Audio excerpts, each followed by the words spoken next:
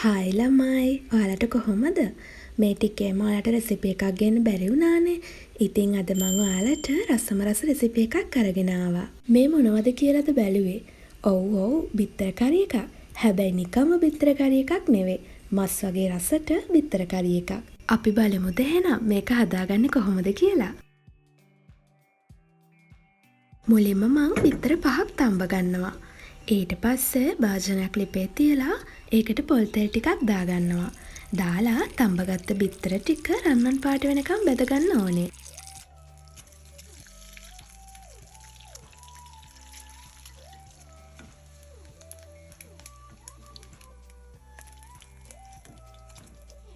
දැන් මං බිත්තර ටික බෙදගෙන ඉවරයි.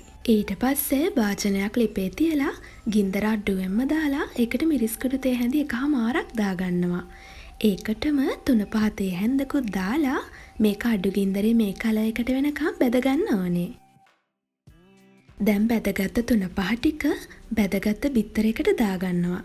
දාලා එකට රස අනුව ලුණුයි, ගම්මිරිසුයි, කහ චුට්ටකුයි දාගන්නවා. දාලා මේක ටිකක් කලවම් කරගන්න ඕනේ. අපි දැන් බලමු මේ කරි එක හදාගන්නේ කොහොමද කියලා. භාජනයකට පොල් තෙල් පොඩ්ඩක් මේ විදිහට දාගන්නවා.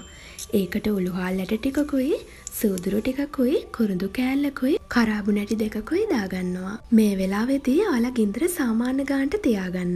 දැන් ඒකට තලාගත්ත ඉඟුරු සුදු ලුණු ටිකක් දාගන්නවා. ඊට පස්සේ කරපිංචා රම්පේ හීනියට කපාගත්ත රටලුණු, අමු මිරිස්, තක්කාලි ගෙඩියකුයි දාගෙන මේ සේරම කලවම් කරගන්න ඕනේ.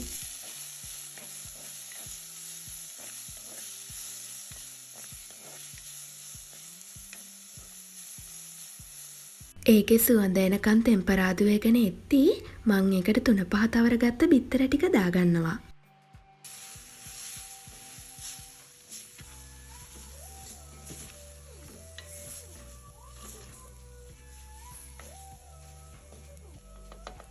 දැන් ඒකටම උකු පොල් කිරි කෝප්ප භාගයක් දාගන්නවා.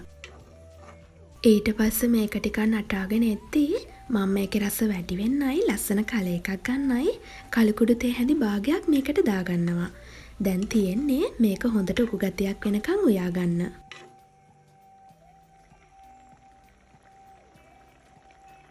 මේ වෙලාවේදී මේකෙන් එන්නේ මාරම සුවඳක්. සුවඳ වගේම තමයි මේකේ රසත්. ඔයාලත් අනිවාර්යෙන්ම එහෙනම් මේ රෙසිපි එක හදලා බලන්න. හදලා රස මටත් කියන්න. ඒ වගේම මම ඊළඟට ගේන්න ඕන රෙසිපි එක ඔයාලා කමෙන්ට් කරන් යන්න. එහෙනම් තවත් මේ වගේ අලුත් රෙසිපි එකක් කරන් ආයිමත් මං එන්නම්.